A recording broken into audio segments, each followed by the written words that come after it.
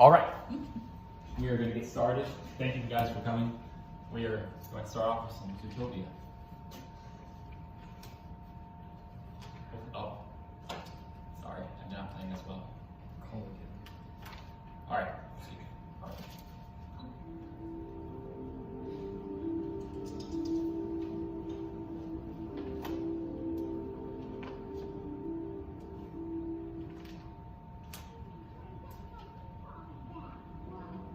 He was right about one thing. I don't know when to quit. Listen up, women. Zootopia has 12 unique ecosystems within its city limits. Hunter Town, Sahara Square, Rainforest District, to name a few. You're gonna have to master all of them before you hit the street. Or guess what? You'll be dead. Scorching sandstorm.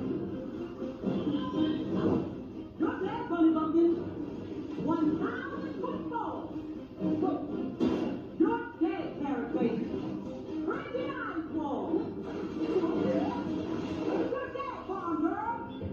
Enormous criminal. You're dead, dead, dead, dead.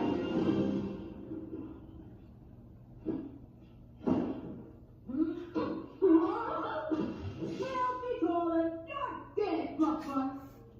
Just quit and go home, Fuzzy Bunny. I've never been a funny bum. Never. Never. Stupid carrot farm is done, buddy.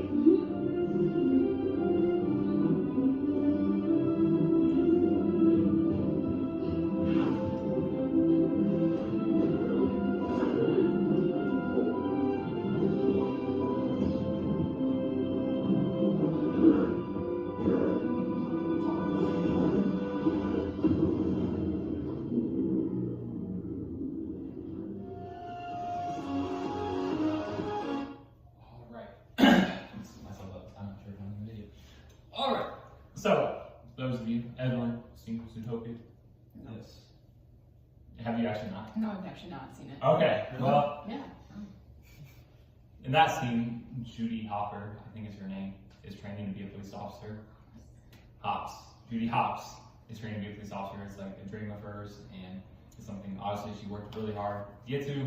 And does anyone remember what happens once she first gets that badge? Miss Disney? No.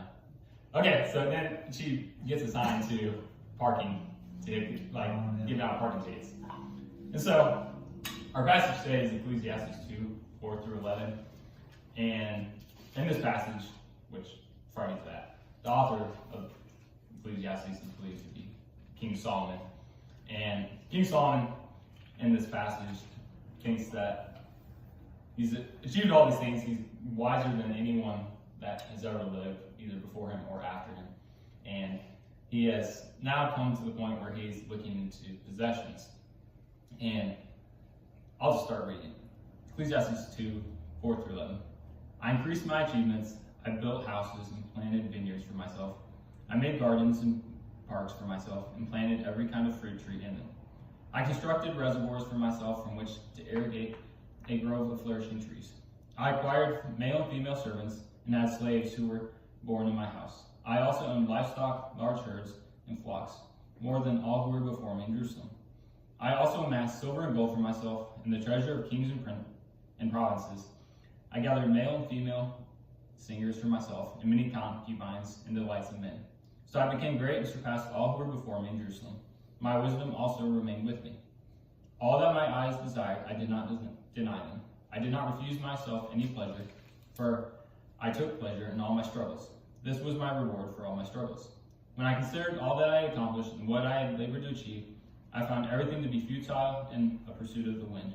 There was nothing to be gained under the sun. So, what I was trying to get at with Judy Hopps was that she had trained really hard. She thought that this thing that she had dreamed of achieving was going to be this thing that fulfilled her. And King Solomon here has that same kind of mindset. He thinks that, hey, if I plant these vineyards, if I build these houses, if I construct these reservoirs and all these other achievements, he thinks these things are going to fulfill him. And so I just want to spend some time. We're going to go through the passage. I'm going to ask some questions, and we're going to talk about it. But before we do that, I want to pray.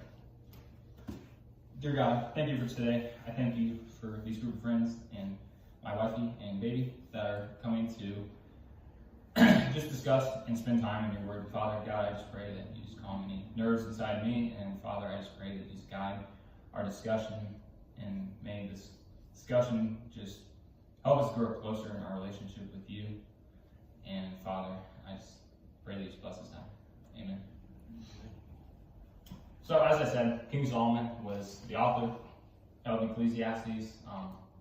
Just want to read a quick commentary that Tony Evans, why this book was written.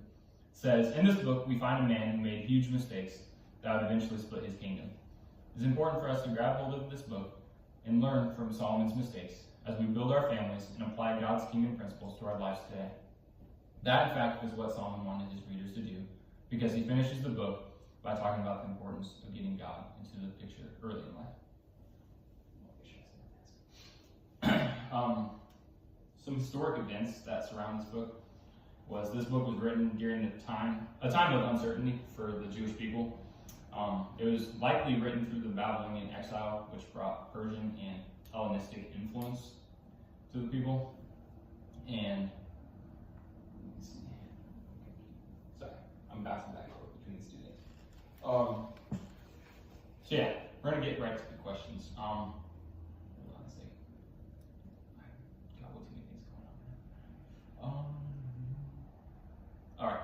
So the first question is, what does this passage tell us about God? Like, what can we see in this passage tell us about God? It can be anything, characteristics, or if you see him moving in this passage.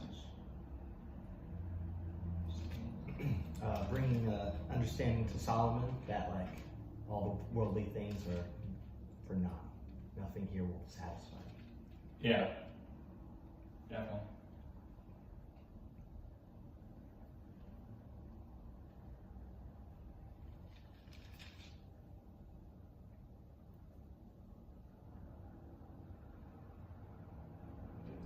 One thing is he obviously gave Solomon the kind of the free will and the ability and the wisdom a while back and let him use it how he would want. Yeah. I mean, he gives us gifts and we are responsible to then take care of them and use them well to help others. And obviously Solomon realizes he probably didn't do that very well and just mostly focused on himself with what he had. So like selfish stewardship almost. Yeah.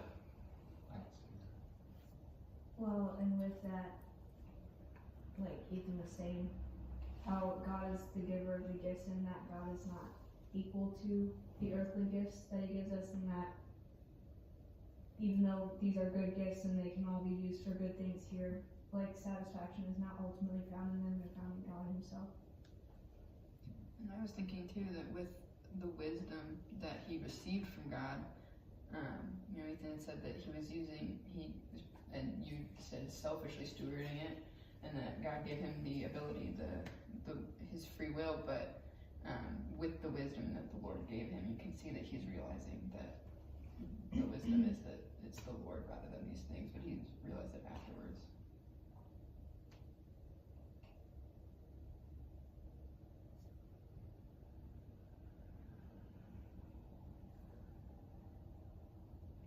You guys have any thoughts of like why it's hard for us to like come to that conclusion? Sometimes it's easy to come to that conclusion, like cognitively, but like in our own lives.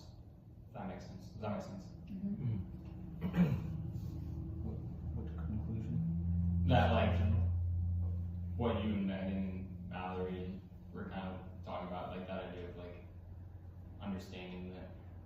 Oh, satisfaction is found in God himself, not the gifts. Yeah.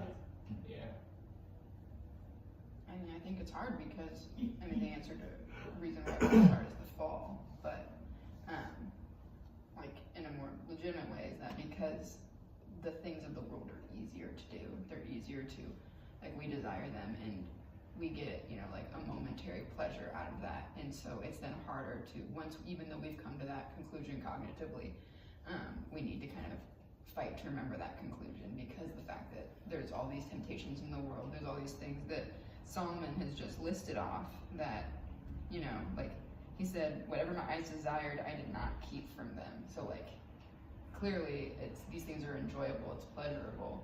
And while it's always more pleasurable when you follow the Lord, it's also hard when you see these other things in front of you. And so that's, you know, you just have to keep your mind going back to it. It's not a you can decide to do it and then you're never going to like not think about something else. You need to consistently remind yourself to keep that mindset. Yeah. That and the gifts are typically tangible or instant gratification, whereas satisfaction in the Lord is not instant, and a lot of times it's not like a tangible thing, where like sometimes his gifts are like friendship, or you know, like providing the financial means at the last minute when you don't have it or stuff like that. But it's like easy to see right in front of you and takes care of you, like something immediately, whereas satisfaction from the Lord, it can take years to like truly develop and grow. So you think we're not like patient enough? Yeah. Yeah.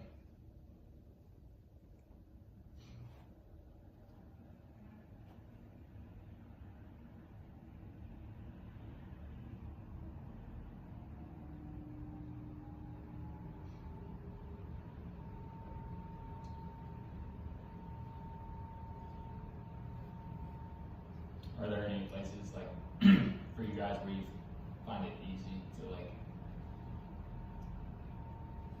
place joy or thrill in instead of like trying to find that in God? If that makes sense.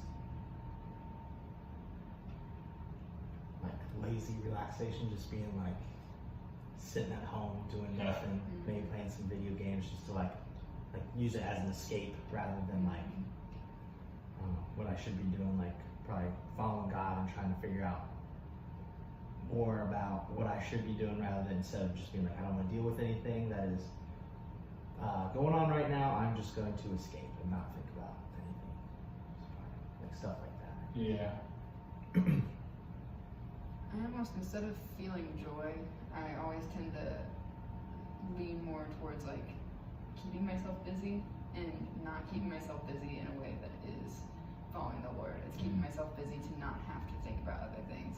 And then I end up getting overwhelmed, and then I'm like, oh my goodness, I need that satisfaction from the Lord. So then I'll spend some time in my Bible or devotional or what have you, and then I'll just go right back to like, it's maybe not so much of like the joy, but it's more of the distraction. And then I forget to put the Lord into all those things that I'm doing, because the things that I'm doing aren't bad. Like doing my homework is good. Yeah. Doing, going to work every day is good. Doing choir is good, but I sometimes forget to put the joy of the Lord into those things, and it's more of like the distractions rather than the joy that I'm getting out of those things themselves. It's more of I'm like compartmentalizing, I think. Also, satisfaction in the Lord, it takes discipline, and a lot of times our lives are so busy that when we do have the time to choose whether we discipline ourselves to something like reading our Bible or praying, or the easy way out of mind-numbing scrolling or watching TV shows, a lot of times the easier mind-numbing thing is what we choose. True. It's part of why I like this season of Lent, is that I like having the thing to kind of like push you to, like, it's not like there's always an outside force of doing stuff, but I like the season of Lent because you feel like there's more of an accountability with it. I feel like sometimes something I'm prone to fall into, and I thought about recently, it's called like calendar Christianity, where I plan like something that I'm really looking forward to, and like it's probably more of a subconscious thing, but I just like put my hope and like joy into that event, and then when that event's over, I'm like, oh, crap, now I feel down again, and it's just like, all right, I need to plan something new, Yeah. and then just repeat on that. Or you focus too much on maybe not planning something, but like you're like, if I just get to this point, then it'll be better. or if I just get to this point, it'll be done. Mm-hmm. I mean, I've been saying that for the past 2 years during school. It's just like, if once I graduate, it'll be fine. Once I get a job, it'll be fine. And then it's never, I would say I just finished school and yeah, all the things that I thought were gonna happen once I was done with school have not. Exactly, yeah, and so It was a big letdown. I need to talk to you more about that then. That is something in all transparency where I'm like, that is going to be amazing and that is going to be paradise and probably won't be. I think Especially there's, not with a newborn and crying all night. Well, that's true. I think there's things that it's like I know will be nice because like I'm excited for, like there are things where I'm like, oh great, I'll be able to spend more time with my husband when I'm out of school, or I'll be able to like, and that's again a good thing. It's not like a bad thing. Or there's things where I'm like, I'm gonna get involved in this ministry at church, or I'm going to be able to see my friends more frequently. It's like again, it's like those aren't bad things, but I also know that like once I'm no longer busy, my mind's gonna like not have anything to focus on, and then that'll either like I'll either like forget to focus on the Lord, or I'll do the mindless stuff instead too. Well, I've also learned too, like, we, as much as ideally we would like to say, oh, when we're done with this, then I'll read the Bible more or whatever, but we are so, like, prone to habit that, like, I would sometimes, like, push off, like, prayer or reading the Bible or whatever because I had school to do, or because I had school to do, then I had things to do at home, like, you know, make dinner or whatever. But because I went so long being like, oh, once I'm done with school, I'll get better at it, I built a habit of not doing it. So that it makes it even harder when I have more time where I get to choose what I do. It's what I choose to do. I choose to do the things I chose to do before. Yeah, no, that's a great point. Yeah. You just have more time to waste. Less than 10 minutes before bed now. Yeah. It's an hour. Exactly. It's a good hour. That's kind of the way that I live my life already. I mean, all this kind of reminds me of jumping back to chapter 1, verses 4 through 8. The generation goes and the generation comes, but the earth remains forever. The sun rises and the sun sets, panting. It hurries back to its place where it rises, gusting to the south, turning to the north. Turning, turning goes the wind, and the wind returns in its cycles. All the streams flow to the sea, yet the sea is never full to the place where the streams flow. There they flow again. All things are wearisome, more than anyone can say. The eye is not satisfied by seeing, or the ear filled with hearing. So, kind of reminds me of what we're talking about. It's just that. Thinking that once we have this thing happen, then that's that. The ultimate, everything returns back to where we started. Which, I mean, we kind of hit a little bit on the second question. But the second question is, what does this passage tell us about humanity? Which, anyone wants to It's inherently selfish. add some more thoughts, but we hit on that quite a bit, I feel like. Like I said, I think it's also inherently selfish because Solomon did have wisdom from the Lord, and he still chose to do these selfish things. And I think that also goes into what we decide to choose. It's more of a selfish thing, rather than, which I guess typically we're not inherently selfish. We're selfish because of the fall, but you know, we are prone to selfishness rather than selflessness. A note I had from the last time I went through this is that eternity has been placed in our hearts. There's a reason that all these things don't satisfy us, because we're designed to be in relationship with God and be with Him. And when we are choosing to not be with Him in order to pursue these earthly things, we're ultimately going against our design.